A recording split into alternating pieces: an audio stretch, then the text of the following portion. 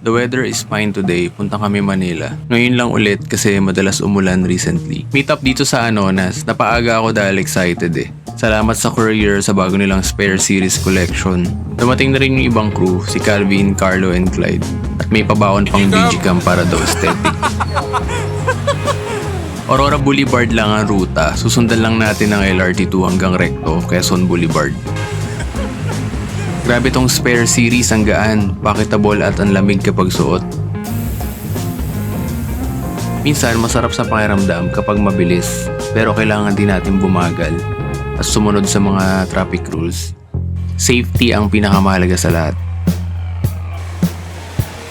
Madalas kaming mag-Manila ride pero this time try natin umikot sa mga hindi pa natin nadadaanan.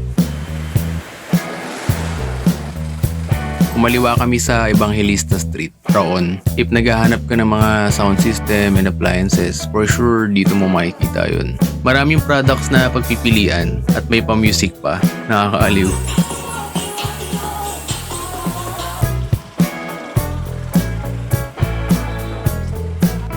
Siyempre, hindi kompleto ang Manila ride kung hindi ka dadaan sa Quiapo Church.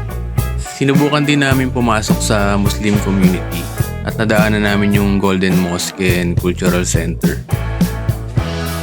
Nakita din namin yung bahay na Pil Bautista na isa sa mga heritage sites dito sa Quiapo.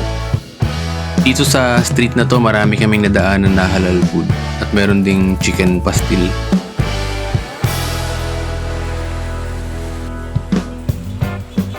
Sa Quinta Market, nakita namin si Master Raymond ng Kuro.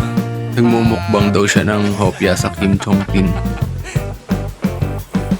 Naghahanap na kami ng makakainan. Gusto sana namin bago. Pero umikot na kami eh. Sarado pa yung ibang resto. Masyado yata kaming maaga kaya dito na lang uli sa OG, sa Ying Ying. Solid pa rin naman yung mga mami at pork bun.